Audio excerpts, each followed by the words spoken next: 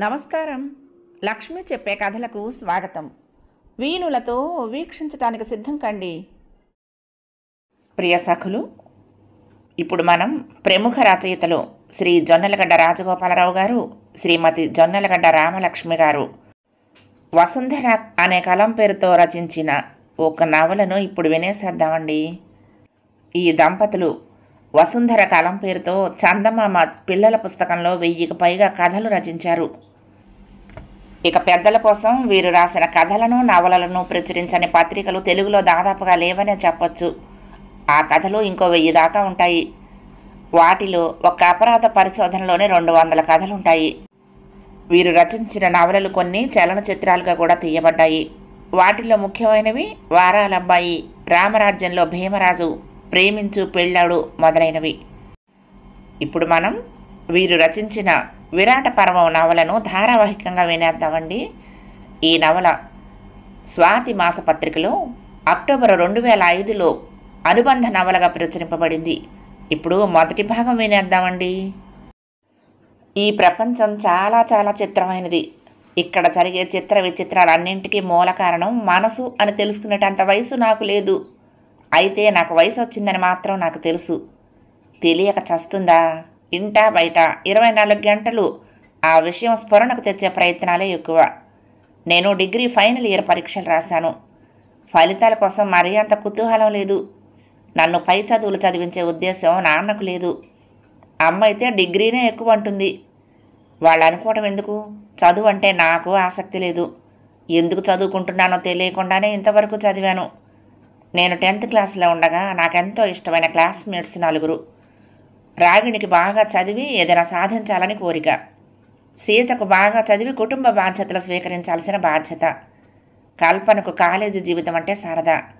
ప్రభావతికి విద్యాధికురాలను అనిపించుకోవాలని మనసు. నేను ఒక్కతినే ఏ లక్ష్యం లేకుండా ఉండేదాన్ని. వాళ్ళు 4 బాగా చదివేవారు. అందరూ సినిమాల గురించి, నవలల గురించి, ఫ్యాషన్ల గురించి మాట్లాడితే వాళ్ళు పరీక్షల గురించి, క్లాస్ పుస్తకాల గురించి మాట్లాడేవాళ్ళు. అయినప్పటికీ వాళ్ళ మాటల్లో ధ్వనించే మానసిక వికాసం, ఆత్మవిశ్వాసం, వివేకం, లోకజ్ఞానం నన్ను వాళ్ళ పట్ల ఆకర్షితురాల్ని చేసేవి. వారిని అనుసరిస్తూ నేను చదువులో కనీసం నా తెలివితేటలకు న్యాయం చేకూర్చేటంతగా మెరుగయ్యాను. నాకు ఏ లక్ష్యమూ లేదని వాళ్ళు నన్ను మందలిస్తూ ఉండేవాళ్ళు. ఆడపిల్లలకు లక్ష్యం ఉండాలా అని అడిగేదాన్ని మిడిమిడి జ్ఞానంతో. ప్రతి మనిషికి లక్ష్యం ఉండాలి, ఆడపిల్ల కూడా మనిషే కదా అంది రాగిణి. చిరాకును దాచాలని ఎంతగా ప్రయత్నించినా అది ఆమె గొంతులోనూ ముఖంలోనూ కూడా ధ్వనించింది. మనుషులందరూ ఒక్కటని నాకనిపించదు అన్నాను. అది నా మిడిమిడి జ్ఞానం నేర్పిన విశేషమే. పేదవాడి కోపం పెదవికి చేటు అన్నదే సామెత. అంటే మనుషుల్లో పేదవాళ్లకు మాత్రమే కోపం వలన నష్టం కలగొచ్చు. చేరి మూర్ఖుని మనసు రంజింపరాదు అన్నది మరో సామెత. అంటే మనుషుల్లో మూర్ఖుల్ని వారి మానాన వారిని విడిచిపెట్టమనే కదా.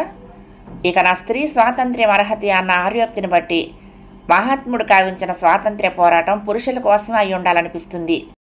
సామెతలను పక్కన పెడితే మనుషులు నిత్య జీవితంలో కుల, మత, జాతి, భాషా భేదాలతో ఎన్ని తెగలుగా విడిపోయి పరస్పరం ద్వేషించుకుంటున్నారు. అయితే ఏమంటావు? మనుషులందరూ ఒక్కటి కాకపోయినా ప్రతి మనిషికి లక్ష్యం అంటూ ఉండాలని నీకు అనిపించడం లేదా అంది రాగిణి.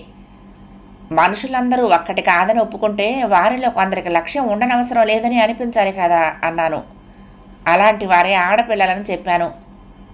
అయితే ఒక మాట చెప్పు, మీ అమ్మకు లక్ష్యం ఉందా అడిగింది రాగిణి. ఉంది అన్నాను వెంటనే. మరప్పుడు ఆడపిల్లకు లక్ష్యం ఉన్నట్టే కదా అంది. అమ్మ ఆడపిల్ల కాదుగా అన్నాను వెంటనే. అమ్మ ఆడపిల్ల కాదా? ఇదేదో కథకు టైటిల్ కోసం తయారు చేసిన వాక్యంలా ఉంది నవ్వింది రాగిణి కాస్త పరిహాసంగా. ఆడపిల్లకు పెద్దల మాటే వేదం. తనకంటూ లక్ష్యం ఉండకూడదు అని అమ్మే నాకు అస్తమానం చెప్తూ ఉంటుంది. ఎంత ఎక్కువగా చెప్తూ ఉంటుందంటే అదే ఆమె లక్ష్యమని నాకు అనిపిస్తుంది అన్నాను. అంత మాత్రాన అమ్మ ఆడపిల్ల కాకుండా పోతుందా అంది రాగిణి. అప్పుడు నేను మళ్ళీ నా మిడిమిడి జ్ఞానం నాకు అందించిన అవగాహనను నా ఇష్ట సఖుల ముందు ప్రదర్శించాను. ఈ ప్రపంచంలో మహాపురుషులందరూ గతంలో తాము ఎదుర్కొన్న సమస్యల నుండి మానవ జాతికి విముక్తి కలిగించాలని ప్రయత్నించిన వారే. ఆ విధంగా కొందరు బానిసత్వాన్ని, కొందరు జాతి వివక్షతను, కొందరు ఒంటరితనాన్ని, కొందరు బాలకార్మిక వ్యవస్థను, ఇలా ఎన్నో దుష్ట ఆచారాలను ఎదిరించడానికి అవిరళ కృషి చేశారు. అంటే ఏ వర్గంలో వారు ఇబ్బందులు పడ్డారో ఆ వర్గంతో ఐక్యభావం చెంది వారు భావి పోరాటాన్ని కొనసాగించారు. అమ్మ ఒకప్పుడు ఆడపిల్లగా ఆమె అందరు ఆడపిల్లలు ఎదుర్కొనే ఇబ్బందులు తాను ఎదుర్కొంది. అప్పట్లో వాటిని నిరసించింది. అమృతమయం కావలసిన ఆడబతుకును విషతుల్యంగా మారుస్తున్న సంప్రదాయాలను ఆచారాలను అసహించుకుంది.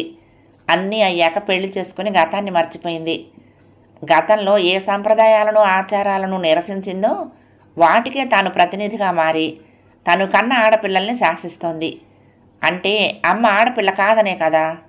బ్రిటిష్ వారు భారతీయులనే పోలీసుల్ని చేసి భారతీయుల స్వాతంత్ర్య పోరాటాన్ని అణిచివేసే ప్రయత్నం చేసినప్పుడు ఆ పోలీసుల్ని భారతీయులు అనటం ఎంత న్యాయమో అమ్మను ఆడపిల్ల అనటమో అంత్యన్యాయం. నా అభిప్రాయం విని రాగిణితో పాటు సీత, కల్పన, ప్రభావతి కూడా చప్పట్లు కొట్టి మెచ్చుకున్నారు. నీలో ఇంత లోతైన ఆలోచన ఉంటుందనుకోలేదు. ఏ ఇంట్లోనైనా ఆడపిల్లలకు అమ్మ కంటే నాన్నే బెటరు. అయితే నీకు మాత్రం మీ అమ్మ శత్రువా అనిపిస్తోంది. నీకు ఇబ్బందులు ఏమైనా ఉంటే చెప్పు, అర్థం చేసుకునే ప్రయత్నం చేస్తాను అంది కల్పన. నేను ఏమని చెప్పను? మాకు డబ్బుకు లోటేమీ లేదు. నాన్నది వడ్డీ వ్యాపారం. సినిమాల్లో చూపించే వడ్డీ వ్యాపారుల్లా రక్తం పీల్చే జలగ కాదాయన. వసూళ్ల దగ్గర ఖచ్చితంగా ఉన్నప్పటికీ ఎందరినో అవసరంలో ఆదుకున్నాడు. వడ్డీ విషయంలో అవతలి వారి స్థితిగతులను బట్టి వితరణ చూపిస్తాడని చాలామంది అనుకోవటం విన్నాను. అప్పుడప్పుడు ఉదారంగానూ వ్యవహరిస్తాడని అంటారు. నాన్న సంగతి అలా ఉంచితే అమ్మకి ఇంకా మంచి పేరుంది.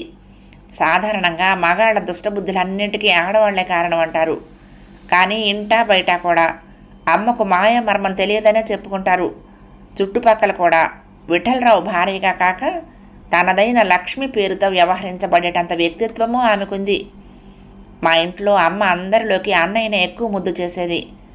మామగారు రంగారావు గారి పేరే వాడికి పెట్టినా వాడిని ముద్దుగా తన తండ్రి పేరుతో పిలుచుకుని మురిసిపోతుంది అమ్మ. అన్నయ్యను చూస్తే నాకు, మా అక్క గంగకు అసూయగా ఉండేది. కానీ ఆ అసూయను ప్రదర్శించడం ఎలా? కానీ అన్నయ్య ఎప్పుడూ మా ఇద్దరి గురించే ఆలోచిస్తూ ఉండేవాడు.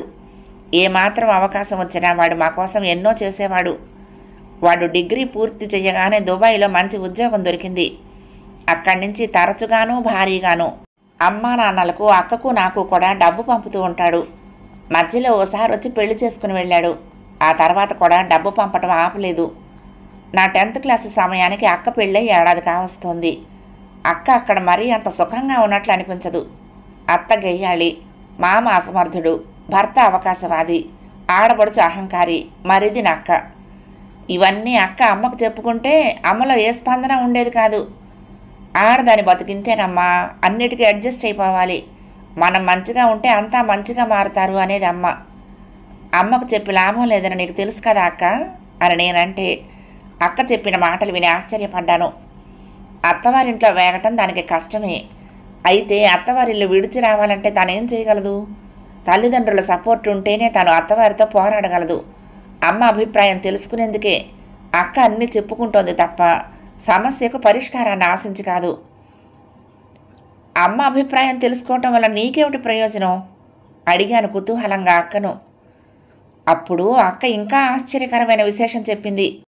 మన సంప్రదాయంలో పెళ్ళి చాలా విచిత్రమైన తంతు. తల్లి ఇష్టపడి కొడుకు పెళ్లి చేస్తుంది. కొడుకు సుఖంగా ఉండటం ఆమెకిష్టమే.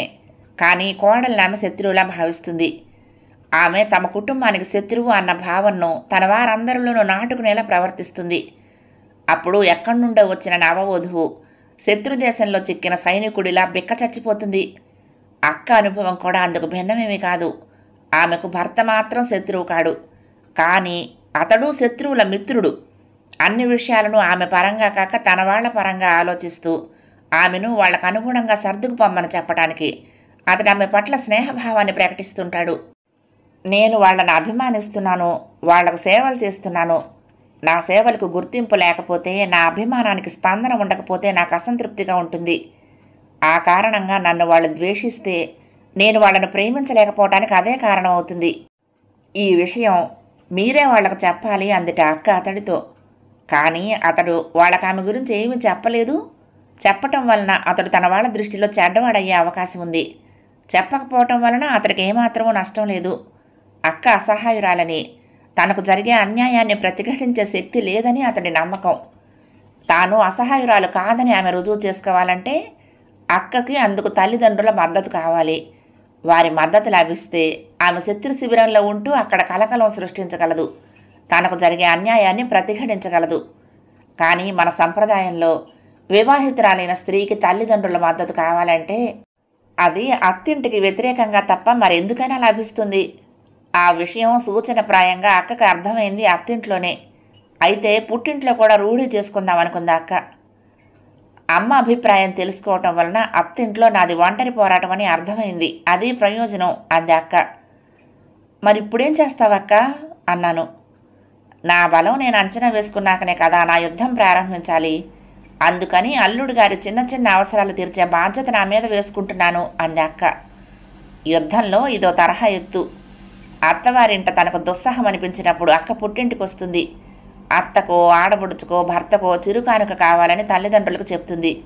వారు శక్తి మేరకు వారు స్పందిస్తారు. అక్కకు కొన్నాళ్ల పాటు అత్తింట శాంతి దొరుకుతుంది. ఇది అన్యాయం అక్క. అత్తవారి దుర్మార్గానికి పుట్టిల్లు బలి కావాలా అన్నాను. బలి అనేది చాలా పెద్ద పదం. మా వాళ్ళకిచ్చే చిరుకానుకలు నాన్నకు ఆర్థిక భారం ఏమీ కావు. అయితే మా వాళ్ళు ఆశపోతులు. చిరుకానుకలు పెనుకానుకలుగా మారటానికి ఎంతో కాలం పట్టదు. అప్పుడవి నాన్నకు ఆర్థిక భారం కావచ్చు. కానీ అందుకు నేనేం చేయను. తోటకూరల నాడే మందలించాలని నేను వాళ్ళకి చెప్పాను. అందువలన ఈ వ్యవహారంలో ఎటు తిరిగి ఎటు వచ్చిన బాధ్యత అమ్మా నాన్నలదే అంది అక్క. అక్క చెడ్డది కాదు, కానీ ఇప్పుడు నాకు చెడ్డదానిలాగానే అనిపిస్తోంది. అందుకు కారణం ఎవరు? అమ్మా నాన్న? నాన్న పోని మగవాడని వదిలేద్దాం. ఆడదయుండి అమ్మ ఆడపిల్ల బాధను అర్థం చేసుకోదేం. అందువలన మున్ముందు మా కుటుంబానికి కలగబోయే ఆర్థిక సంక్షోభం గురించి ఆలోచించదేం. ఈ విషయం అమ్మకు చెప్పి కలవరపడ్డాను. ఇప్పుడు ఇన్ని కబుర్లు చెప్తున్నావు, కానీ రేపు పెళ్ళయ్యాక నువ్వు అక్కకు రెట్టింపు ఆర్థిక సంక్షోభం తెస్తే నేనేమాత్రం ఆశ్చర్యపోను అంది అమ్మ. నేను చాలా ఆశ్చర్యపడ్డాను. ఇంత జరిగాక కూడా నువ్వు నా పెళ్లి గురించి ఆలోచిస్తున్నావా అమ్మ అంటూ అమ్మను మందలించాను. ఆడపిల్లవు, పెళ్లి కాక నీ జీవితానికి ఇంకొక లక్ష్యమే ఉంటుంది. నిన్ను కన్నవాళ్ళం కాబట్టి నీ పెళ్లి మా బాధ్యత చాలా తేలిగ్గా అనేసింది అమ్మ. ఇంకా విచిత్రం ఏమిటంటే నాకు సంబంధాలు చూడమని అమ్మ అక్క అత్తగారికి చెప్పింది. అంటే నాకు ఎలాంటి సంబంధం చేయాలనుకుంటుందో అర్థమవుతూనే ఉంది. అలాంటి సంబంధాలు నాకు వద్దమ్మా అన్నాను. సినిమాలు చూసి ఏ ప్రేమ పెళ్ళికైనా సిద్ధపడాలనుకోకు. నువ్వు కాని పని ఏమైనా చేసావంటే మీ నాన్న ఊరేసుకుంటాడు, నేను బావిలో దూకుతాను అంది అమ్మ. కాని పని అంటే ఏంటమ్మా అడిగాను. నీ సంబంధం నువ్వే వెతుక్కోవటం అంది అమ్మ. ఆడపిల్లకు పెళ్ళి ఏకైక జీవిత లక్ష్యం అని అమ్మే అంది. ఆడదానికి జీవితంలో ఒక్కసారే పెళ్ళి అని మన సంప్రదాయం చెప్పకనే చెప్తుంది. అలాంటి పెళ్ళికి ఆడపిల్ల తనకు తానుగా వరుణ్ణి ఎన్నుకుంటే అది కాని పనా? ఆ మాట అమ్మ చెప్పింది. ఇంకా అమ్మను ఆడదని అనుకోమంటావా అడిగాను నా స్నేహితురాళ్లను. రాగిణి నవ్వింది. ఈ వేదాంతం మనకొద్దు. మనం ఆడపిల్లలం, మన తల్లులు ఆడవాళ్ళు. భౌతికంగా ఆడదానికి నిర్వచనాలు ఉన్నాయి కదా అంది. అయితే నా ఆలోచనలో తప్పుందంటావా అడిగాను నేను. అవును ఉంది. నీ ఆలోచనలు కుటుంబము సంప్రదాయము పెళ్లి చుట్టూ తిరుగుతున్నాయి. అదో పెద్ద తప్పు. కుక్క మొరగలేదని గాడిద ఓండ్ర పెట్టడం లాంటి తప్పు అంది. నువ్వెన్ని చెప్పినా నా ఆలోచనలో తప్పు లేదని నువ్వే గ్రహిస్తావు ఏదో ఒక రోజున అన్నాను. రాగిణి నవ్వి, నీకు గుడ్డివాళ్ళు ఏనుగు కథ తెలుసు కదా. ఈ ప్రపంచం ఓ పెద్ద ఏనుగు. మనం గుడ్డివాళ్ళమైపోతే మనకు కుటుంబం సంప్రదాయం పెళ్ళి వగైరాలు మాత్రమే ప్రపంచం అనిపిస్తుంది. కళ్ళు తెరిచి చూస్తే నీకు కరణం మల్లేశ్వరి, కోనేరు హంపి, సానియా మీర్జాలు మన పక్కనే కనిపిస్తారు అంది. అయితే నన్ను ఆటలు నేర్చుకోమంటావా అన్నాను. ఆటలు పాటలు ఒకరు నేర్పితే వచ్చేవి కావు. నువ్వు నీ వయసుకు తగ్గట్లు చదువు గురించి ఆలోచించు. చదువు అయ్యాక నీ కాళ్ళ మీద నువ్వు నిలబడితే అప్పుడు నిన్ను ఇటు తల్లిదండ్రులు అటు అత్తమామలు కూడా శాసించలేరు. నీ జీవితం నీదే అవుతుంది అంది రాగిణి. ఈ ప్రపంచంలో డబ్బు ఒక్కటే అన్ని సమస్యలకు పరిష్కారం కాదు అని మనం బోలెడు పాఠాల్లో చదువుకున్నాం రాగిణి, మర్చిపోయావా అన్నాను. డబ్బు అన్ని సమస్యలకు పరిష్కారం కాదు, కానీ ఆడపిల్ల సమస్యలకు మాత్రం అదే పరిష్కారం. అంతకు మించి ఎక్కువ అడిగితే నాకు తెలియదు. ప్రస్తుతానికి మనం బాగా చదువుకుందాం, మన కాళ్ళ మీద మనం నిలబడే స్థాయికి ఎదుగుదాం అంది రాగిణి.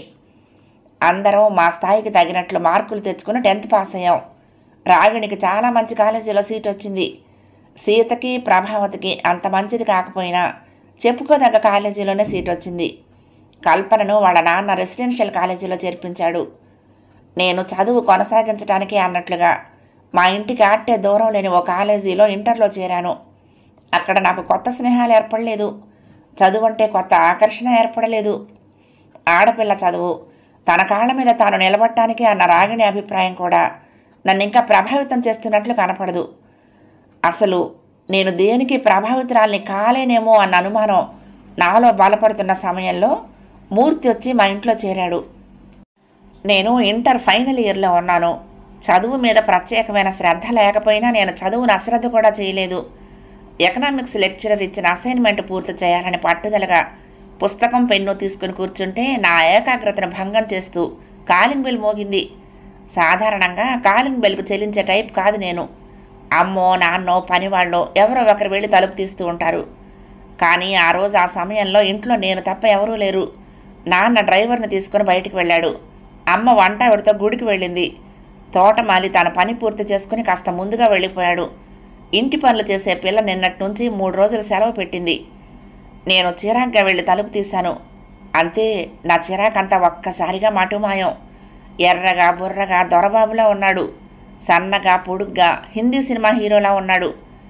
ఏమిటో అతని మొహం చూసి చూడగానే ఒళ్ళంతా పరవశం, మనసంతా సంతోషం. విఠలరావు గారి ఇల్లు ఇదే కదండి అన్నాడు అతడు. ఆ గొంతులో నుండి బయటపడిన ప్రతి అక్షరం నా శరీరాన్ని స్పృశిస్తూ నా మీద పూల వర్షం కురిసిన అనుభూతినిచ్చింది. మాట్లాడటానికి నోరు పెగలక అన్నాను. గొంతు పెగిలిందో లేదో నన్న అనుమానంతో ఆ వెంటనే అవును అన్నట్లు తల కూడా ఊపాను. వారున్నారా అండి? వినయంగా అడిగాడు అతడు. తల అడ్డంగా ఊపాను. ఇప్పుడు వస్తారా? వస్తారన్నట్లు తల ఊపాను. వారు వచ్చేదాకా నేను ఇక్కడే వెయిట్ చేయొచ్చా అడిగాడు. సాధారణంగా నేను ఒక్కతినే ఇంట్లో ఉంటే అపరిచితులు ఎవరొచ్చినా మళ్ళీ రమ్మంటమే రివాజు. అందులోనూ ఇతడు పురుషుడు, యువకుడు కాబట్టి వెళ్ళిపోమ్మని చెప్పి తీరాలి. కానీ నా మనసు నా స్వాధీనంలో ఉంటేనా? లోపలికి రండి, కూర్చోండి అన్నాను. అతడు నా గొంతులో ధ్వనించిన మర్యాదకు తడబడ్డాడు. అయినా లోపలికొచ్చి కూర్చున్నాడు. నేను అతడికి అడిగి మంచినీళ్ళు ఇచ్చాను. అడగకుండానే టీ ఇచ్చి మిక్చర్ పెట్టాను. నా మర్యాదలకు అతడు బాగా ఇబ్బంది పడుతున్నాడు. కానీ ఎక్కువ మాట్లాడటం లేదు. నాకు అతన్ని మాటల్లో పెట్టాలని ఉంది. అతడితో రకరకాల విషయాలు చర్చించాలని ఉంది. చూసిన మరుక్షణం నుంచే అతడంటే ఏదో ఆకర్షణ బయలుదేరింది. దీన్నే లవ్ ఎట్ ఫస్ట్ సైట్ అంటారేమో తెలియదు. అసలు నాకింకా యువతి యువకుల మధ్య ప్రేమ గురించి సరైన అవగాహన లేదు. ప్రేమించి పెళ్లి చేసుకోవటం గురించి కాలేజీలో చాలామంది అనుకోవటం విన్నాను. కానీ నాకు పెళ్లి గురించి తెలిసినంతగా ప్రేమ గురించి తెలియదు. అమ్మ ఎప్పుడు పెళ్లి గురించే తప్ప ప్రేమ గురించి మాట్లాడదు. అక్క కూడా పెళ్ళయ్యాక ఒక్కసారి కూడా పెళ్లికి ప్రేమకు ఉన్న సంబంధం గురించి చెప్పలేదు. ప్రేమంటే ఏమిటని తనను అడిగితే తనకు తెలియదందోసారి. మళ్ళీ అడగలేదు నేను. ఉన్నట్లుండి ఇప్పుడు నాలో ప్రేమ పుట్టినట్టే అనిపిస్తోంది. అతడు నేను ఎక్కువ మాట్లాడుకోలేదు. అతడు బిడియంగా కూర్చున్నాడు. అతడు ఎటో చూసినప్పుడల్లా నేను అతన్నే చూశాను. అతడు నా వంక చూడగానే నాకు ఒళ్ళు జలతరించింది. అతడు మాత్రం ఏ భావమో వ్యక్తపరచక వెంటనే చూపులు మరల్చుకున్నాడు. నేను వీధి తలుపులు తీసే ఉంచాను. అతన్ని డ్రాయింగ్ రూమ్లోనే ఉంచి నేను లోపలికి వెళ్ళాను. నా దృష్టి అంతా అతడి మీదే. క్లాస్ అసైన్మెంట్ నా బుర్రలో నుంచి ఎప్పుడో తప్పుకుంది. అప్పుడప్పుడు లోపల నుంచి చాటుగా అతన్ని చూస్తున్నాను. అమ్మ నాన్న ఎప్పటికీ రావటం లేదు. అతడు వెళ్ళిపోతాడేమోనని భయం, మళ్ళీ రాడేమోనని భయం. అతడి వివరాలు తెలుసుకోవాలని కుతూహలం, తెలుసుకునేందుకు సంకోచం. నీకు కావలసింది నీకు దొరికింది, జారిపోకుండా చూసుకోవాలి అని మనసు నన్ను పదే పదే హెచ్చరిస్తుంటే భయం కూడా వేసింది. నాకేమైందబ్బా అని ఆలోచించసాగాను. కాలేజీలో చాలామంది అబ్బాయిలను చూశాను. నాలో ఎప్పుడూ ఇలాంటి స్పందన కలగలేదు. అబ్బాయిలంటే కాస్త బెదురుంది కానీ వాళ్ళంటే పెద్దగా ఆకర్షణ లేదు.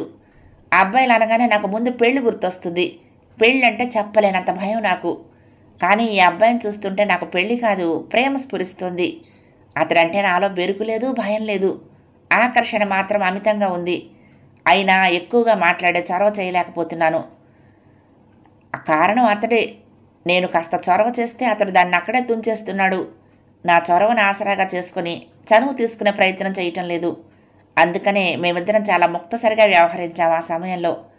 చివరికి నాన్న వచ్చాడు. తీరా లెక్క చూస్తే అతడు ఆయన కోసం ఎదురు చూసింది గంట మాత్రమే. గంట అంటే అంతసేపు అని మొదటిసారిగా నాకు తెలిసింది. అతడు నాన్నతో ఏం మాట్లాడతాడోనని నాకు కుతూహలం. ఇంట్లో అమ్మ కూడా లేదేమో. వాళ్ళ సంభాషణను చాటుగా వినటానికి నాకు బాగా వీలయ్యింది. వాళ్ళ సంభాషణ విన్నాక అతడి పేరు కృష్ణమూర్తి అని, అతడికి ఏ ఆధారము లేక నాన్న దగ్గర ఉద్యోగం కోసం వచ్చాడని అర్థమైంది. అలాంటి వాడికి అతిథి మర్యాదలు జరిపితే ఇబ్బంది పట్టడంలో ఆశ్చర్యమే ఉంటుంది. అతడెవరో ముందుగా నాకు తెలియకపోవటం మంచిదే అయింది. లేకుంటే నేను అతడికి అలా మర్యాదలు చేసి ఉండేదాన్ని కాదేమో.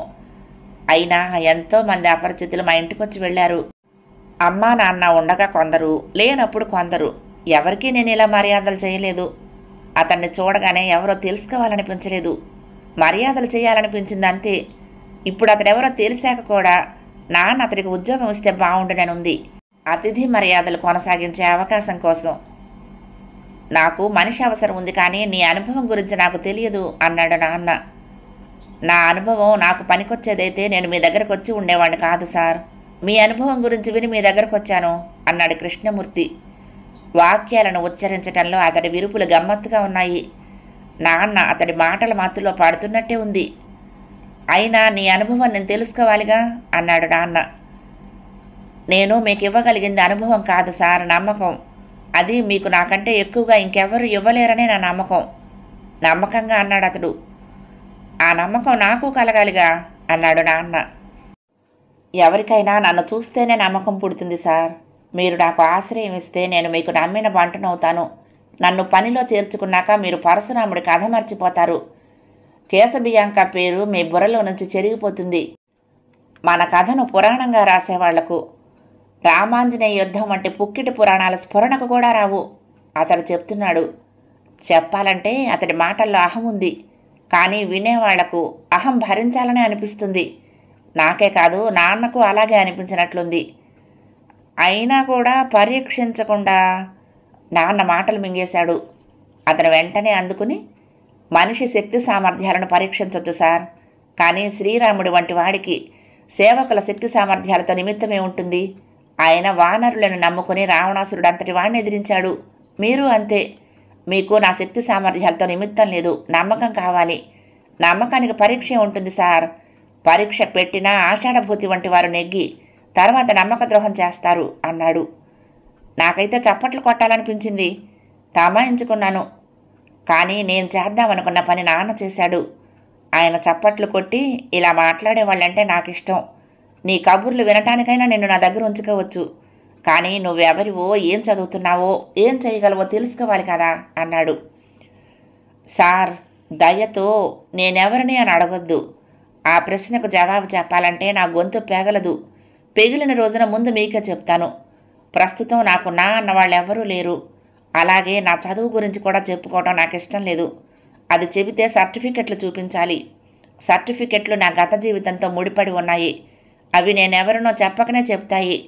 నా గొంతు పెగలని సత్యాన్ని వాటితో చెప్పించడం నా వల్ల కాదు సార్ అన్నాడు కృష్ణమూర్తి. నాన్న ముఖంలో రవ్వంత విసుగు కనిపించింది. వచ్చింది ఉద్యోగానికి, షరతులు నువ్వు పెడుతున్నావు, ఇది నీకు బాగుందా అన్నాడు ఆయన. అప్పుడు అతడు నాన్నకు హరిశ్చంద్రుడి కథ చెప్పాడు. హరిశ్చంద్రుడు విశ్వామిత్రుడికి డబ్బు బాకీ పడ్డాడు. ఆ మొత్తం తక్కువదేమీ కాదు. బలవంతుడైన మనిషి ఏనుగు మీద ఎక్కి ఒక రత్నాన్ని బలంగా పైకి విసిరితే అది ఎంత ఎత్తుకు చేరుతుందో అంతెత్తు ధనరాశులు ఇవ్వాలి. హరిశ్చంద్రుడికి రాజ్యం పోయింది, వైభవం పోయింది. నేను నీకు బాకీ లేనని విశ్వామిత్రుడితో ఒక్క మాట అంటే సరిపోతుంది. అయినా మాట నిలబెట్టుకోవాలని అతడు భార్య బిడ్డల్ని, చివరికి తనను తాను అమ్ముకున్నాడు. మామూలుగా అయితే అటువంటి మనుషులకు పలికే ధర ఎంత ఉంటుంది? హరిశ్చంద్రుడికి మాత్రం తన అప్పు తీరేటంత మొత్తం వచ్చింది. హరిశ్చంద్రుడితో కొనేవారు నువ్వు చెప్తున్న ధర ఎక్కువ అనలేదు. అతడు చెప్పిన మొత్తాన్ని ఇవ్వటానికి దేవతలే దివి నుండి భూమికి తరలి వచ్చారు. సార్, నాకు జీవిత లక్ష్యం ఉంది. నేను హరిశ్చంద్రుడు అంతటి గొప్పవాణ్ణి కాకపోవచ్చునేమో, కానీ నా ఆశయాలు ఆయనవే. నేను షరతులు పెట్టడం లేదు సార్. నా పరిస్థితిని మీకు విన్నవించుకుంటున్నాను. నా ఆశయ సాధన కోసం నేను కృషి చేస్తూ ఉంటే నాకు సహకరించడానికి దివి నుండి భూమికి దిగి వచ్చిన దేవతలా మీరు నాకు కనపడుతున్నారు అన్నాడు అతడు. అమ్మో, నీకు అహంకారం చాలా ఎక్కువ అన్నాడు నాన్న. నాన్న మాటల్లో అప్పుడు కోపం లేదు. అప్పుడప్పుడు నా మీద కోపం నటిస్తూ నాలోని లోపాలు చెప్తూ ఉంటాడు ఆయన. అప్పుడు ఆయన గొంతులో కోపం బదులు ముచ్చట ఉంటుంది. అలాంటిదే ఇప్పుడు ధ్వనించింది నాకు. సార్, నేను అహంకారనైతే మిమ్మల్ని దేవతలతో కాక విరాటరాజుతో పోల్చి ఉండేవాణ్ణి అన్నాడు కృష్ణమూర్తి. నాకు అర్థం కాలేదు అన్నాడు నాన్న. అతడు వివరించాడు. విరాటరాజు పాండవులని తెలియక వారికి తన కొలువులో ఉద్యోగాలిచ్చాడు. ఆయనది మంచి మనసు కావటం వలన ఉద్యోగాలిచ్చే ముందు వారి పుట్టుపూర్వత్రాల గురించి మరీ ఎక్కువ పట్టించుకోలేదు. అయితే విరాటరాజు అసమర్థుడు, సింహబలుడి చేతిలో కీలుబొమ్మ. అంతేకాక ఆయన పాండవుల కాలిగోటికి పోలడు. అటువంటి విరాటరాజుతో నాన్నను పోలిస్తే కృష్ణమూర్తి పాండవులంత గొప్పవాడయ్యేవాడు. నాన్న అతడి కాలిగోటికి పోలడనుకోవాలి. కృష్ణమూర్తి తనను హరిశ్చంద్రుడితో పోల్చుకుని ఆయన్ను పరీక్షించే స్థాయి దేవతలతో నాన్నను పోల్చాడు. అర్థమైన నాకు నవ్వు ఆపుకోవటం కష్టమైంది. అయినా చివరి క్షణంలో నొక్కి పట్టాను. నాన్న అలాంటి ప్రయత్నమే చేసినట్టు లేదు. గలగలా నవ్వాడు. నువ్వెవరివని అడగను, ఏం చదువుకున్నావని అడగను, నువ్వేం చేయగలవో అది అడగొచ్చు కదా అన్నాడు నాన్న. అడగకుండానే చెప్దామనుకుంటున్నాను సార్. నేను అనర్గళంగా ఆంగ్ల భాషలో రాయగలను, మాట్లాడగలను. గుణకారాలు, భాగహారాలు నోట్లోనే గణించగలను. ఎదుటి మనిషి ఆలోచనలను, అవసరాలను ఖచ్చితంగా అంచనా వేయగలను.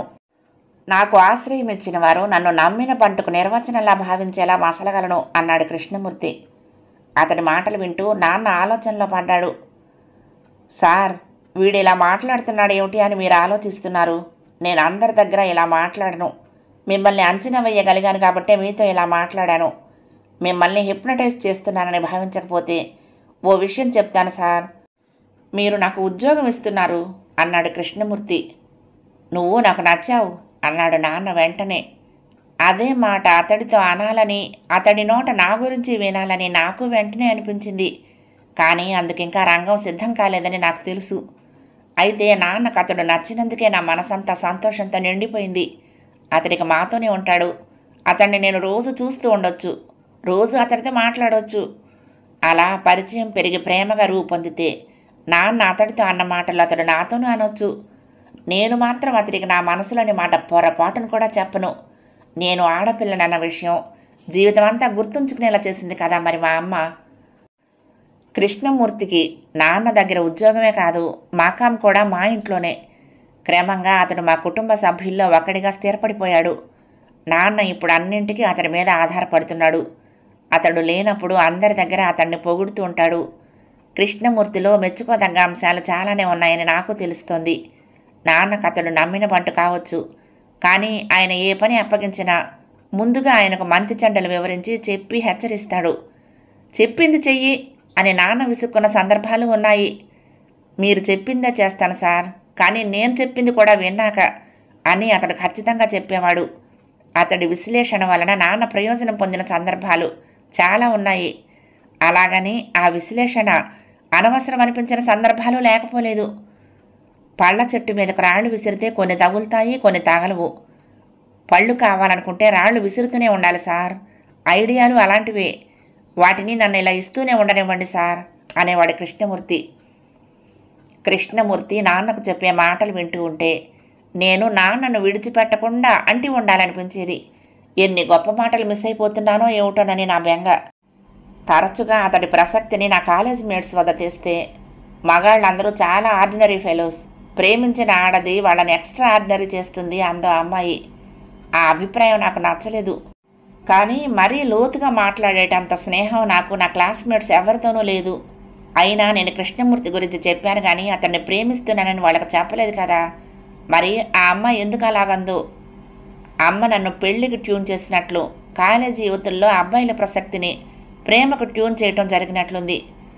థామస్ ఆల్వా ఎడిసన్ టెలిఫోన్ కనిపెట్టాడు. సర్ సివి రామన్ కనిపెట్టిన విశేషం ఆయన పేరుతోనే రామన్ ఎఫెక్ట్ అయింది. ఆల్బర్ట్ ఐన్స్టీన్ సాపేక్ష సిద్ధాంతంతో భౌతిక శాస్త్ర చరిత్రనే మార్చేశాడు. వీరందరూ సామాన్యులా? ప్రేమించిన ఆడది వాళ్ళని అసామాన్యులు చేసిందా? అయినా ముగ్గురంటే ముగ్గురు మాత్రమేనా అసామాన్యులైన పురుషులు? వారు అసంఖ్యాకంగా ఉన్నారు. మాజీ భారత ప్రధాని అటల్ బిహారీ వాజ్పేయి, అధ్యక్షుడు అబ్దుల్ కలాం, ప్రపంచ ప్రఖ్యాతిగాంచిన అసామాన్యులు. వారు బ్రహ్మచారులు. వాళ్ళను ఏ ఆడది ఎక్స్ట్రా ఆర్డినరీ చేసింది? ఎందుకో ఆ అమ్మాయి మాటల గురించి నేను చాలాసేపే ఆలోచించాను. ఆలోచించగా నాకు విషయం స్ఫురించింది. గతంలో చాలాసార్లు నా కాలేజ్ మేట్స్ అబ్బాయిలను చిన్నబుచ్చుతో మాట్లాడారు. ఎంజాయ్ చేసినప్పుడు చేశాను, లేనప్పుడు పట్టించుకోలేదు తప్పితే ఇలా రియాక్ట్ అవ్వలేదు. వాళ్ళు చిన్నబుచ్చిన మగాడు కృష్ణమూర్తి కావటం వల్లనే నాలో రియాక్షన్ వచ్చింది. అంటే మగవాళ్లలో కృష్ణమూర్తి నాకు ప్రత్యేకం. అది ఎలాంటి ప్రత్యేకం? Love at first sight. నేను అతన్ని ప్రేమిస్తున్నానని మొదటి నుంచి అనిపిస్తోంది. కానీ ప్రేమ అంటే నాలో ఇంకా అవగాహన పుట్టడం లేదు. అతడంటే చాలా ఇష్టమని తెలుస్తోంది. కానీ నాకు ఇంకా చాలామంది అంటే ఇష్టం. వాళ్ళందరి మీద నాకున్నది ప్రేమ కాదు. ప్రేమకు ఇష్టానికి ఉన్న భేదం తెలుసుకునేందుకు నేను అతడితో పరిచయం పెంచుకోవాలనుకున్నాను. అందుకే అమ్మని అడిగాను. మూర్తి చాలా తెలివైన వాడిలా ఉన్నాడు, అతడి చేత ట్యూషన్ చెప్పించుకోనా అని. అడిగే ముందు చాలా రిహార్సల్స్ వేసుకున్నాను. అమ్మ వేయబోయే యక్ష ప్రశ్నలను ఊహించే ప్రయత్నాలు చేసి వాటి జవాబులు కూడా తయారు చేసుకున్నాను. అమ్మ వద్దంటుందని అనుమానిస్తూ అప్పుడు ఆమెకు ఎలా నచ్చచెప్పి ఒప్పించాలి అని కూడా ఆలోచించాను. అయితే నా ఊహలన్నింటినీ తారుమారు చేస్తూ అమ్మ వెంటనే ఒప్పేసుకుంది ఎంతో సంతోషంగా. నాణ్యానికి బొమ్మ బొరుసు ఉంటాయి. నేను బొమ్మనే చూస్తూ బొరుసు సంగతి మర్చిపోయాను. కృష్ణమూర్తి అమ్మకు నాన్నకు తలలో నాలుకలా మసులుతున్నాడు. ఎప్పటికప్పుడు వాళ్ళని ఆకాశానికి ఎత్తేస్తూ వాళ్ళ అభిమానాన్ని చూరగొంటున్నాడు. అమ్మ అతన్ని ఇంట్లో మనిషిలాగా ఫీల్ అవుతోంది. స్వయాన మేనమావ కొడుకొచ్చి నాకు పాఠం చెప్తానంటే తటపటాయిస్తుందేమో కానీ మూర్తి విషయంలో మాత్రం ఆమెకే అనుమానం లేదు. అది కారణం నెంబర్ 1. మా ఇంట్లో మనిషిలా కలిసిపోయినా కృష్ణమూర్తి మాకు పారాయవాడే. ఆ విషయం అమ్మకు తిండి పెట్టేటప్పుడు, జీతం ఇచ్చేటప్పుడు, ఇంట్లోనే ఒక గది అతడికి కేటాయించబడిందని స్ఫురించినప్పుడు తెలిసొస్తూ ఉంటుంది. అతడి సేవలను తామిచ్చేది అంచనా వేసి అప్పుడప్పుడు గుండెలు బాదుకుంటూ ఉంటుంది. మనది వడ్డీ వ్యాపారం. ఇది కేవలం డబ్బిచ్చి పుచ్చుకునే వ్యవహారం కాదు. ఎదుటి వాళ్ళ స్థితిగతుల్ని, ఆలోచనల్ని, అవసరాలని ఖచ్చితంగా అంచనా వేయగలిగినప్పుడే మనం ఇందులో రాణిస్తాం. నాకు ఈ విషయంలో చెప్పుకోదగ్గ అనుభవం ఉన్నప్పటికీ కృష్ణమూర్తికున్న శక్తి సామర్థ్యాలు నాకంటే ఎన్నో రెట్లు ఎక్కువ. అతడు సామాన్యుడు కాదు. శాపవశాన మన చెంత చేరిన దివ్య పురుషోత్తరని నాకు అనిపిస్తూ ఉంటుంది. అతడికి మనం ఇచ్చేదానికంటే ఎక్కువ లాభం మనకు కలుగుతోంది. అతడి వలన మున్ముందు మనకి ఇంకా ఇంకా లాభాలు చేకూరొచ్చని నాకు అనిపిస్తుంది.